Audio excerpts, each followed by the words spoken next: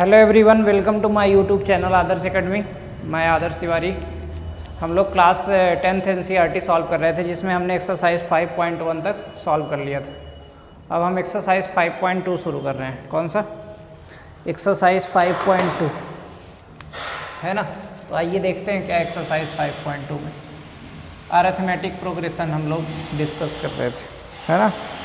तो एक्सरसाइज 5.2 में देखते हैं क्या है। इसमें टेबल दी हुई है। आपको फार्मूला मैंने बताया था कि ए एन वाला, अगर याद होगा, a n equal to a plus n minus 1 into d. इसी फार्मूले से ये पूरा सॉल्व होगा, है ना। फर्स्ट यहाँ पे ए दिया है, ये डी है, ये एन है, ये ए की पावर एन।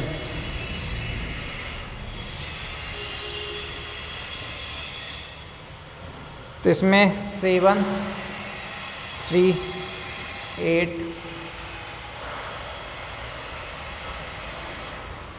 सेकंड में दिया है -18, यहाँ पे जी कुछ नहीं है, यहाँ 10, यहाँ 0।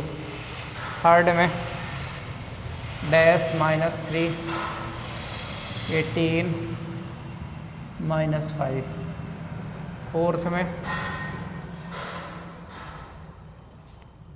फोर्थ में दिया है -18.9, 2.5, डैश 3.6।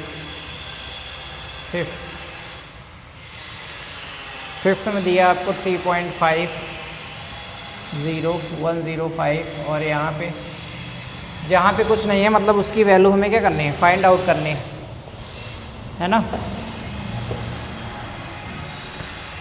देखिए फर्स्ट है हमारा 7, 3, 8 दिया है, ए एन निकालना है। क्या करना है? ए एन हमें फाइंड आउट करना है ना। तो ए एन हमें फाइंड, तो फर्स्ट है हमारा जिसमें हमें ए की वैल्यू दी है, डी की वैल्यू दी है, एन की वैल्यू दी है, ए एन हमें फाइंड आउट करना है। तो ए एन का फार्मूला अभी बताए हैं, ए एन इक्वल टू क्या होता है, a plus n minus 1 into d. तो जो वैल्यू दी है उसी की जगह पे वैल्यू पुट कर दीजिए। ए की वैल्यू 7 प्लस एन की वैल्यू 8 माइनस 1, डी की वैल्यू 3। इसको सॉल्व करिए, ए एन ही निकालना है। तो 7 प्लस 8 में 1 गया, 7 इंटू 3। तो 7 प्लस 7 3 जा 21। 21 में 7 प्लस करेंगे कितना आ जाएगा, 28। ए एन की वैल्यू कितनी आ गई, 28। कितनी आ गई, 28। तो यहाँ पे क्या कर देंगे, लिख देंगे 28। ठीक। सेकंड सल्यूशन,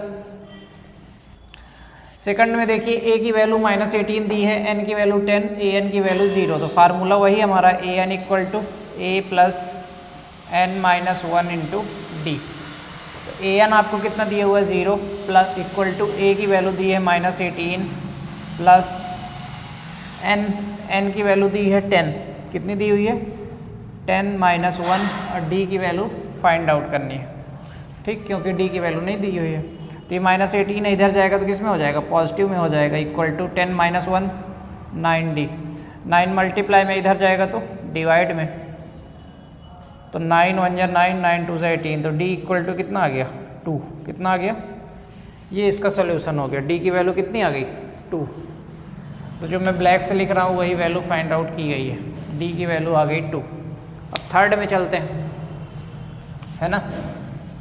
थर्ड में देखिए ए की वैल्यू फाइंड आउट करनी है, डी की वैल्यू दी है आपको -3, एन की वैल्यू दी हुई है 18 और ए एन की वैल्यू दी हुई है -5। तो फार्मूला वही आपका, a n equal to a plus n minus 1 into d. A n कितना है आपका -5 equal to a find out करना है, प्लस एन कितना है 18 माइनस 1, डी है आपका -3। सॉल्व करिए तो -5 इक्वल टू ए प्लस 18 में 1 माइनस होगा तो कितना आ जाएगा, 17 इंटू -3। 17 3 जा 51। तो -5 इक्वल टू ए, ये कितना हो जाएगा, -51। तो माइनस इधर जाएगा तो प्लस में, -5 प्लस 51 इक्वल टू ए।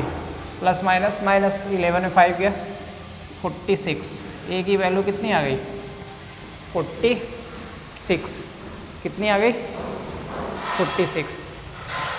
ठीक। तो ये आ गया हमारा 46। अब फोर्थ के सोल्यूशन में चलते हैं। फोर्थ में देखिए ए की वैल्यू दी हुई है, डी की दी हुई है, एन फाइंड आउट करना है इसमें, और ये ए एन की वैल्यू दी हुई है।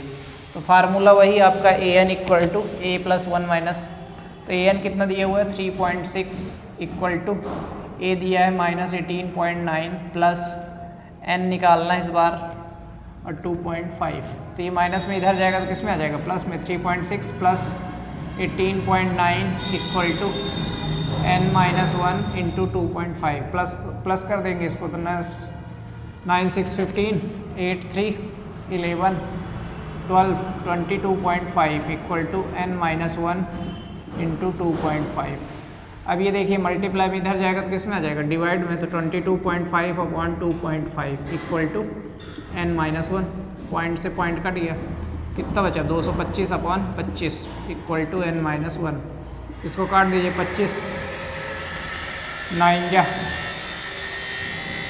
9, ये माइनस में इधर आएगा तो प्लस में इक्वल टू n, तो n इक्वल टू कितना आ गया 10, कितना आ गया n की वैल्यू आ गई आपकी 10।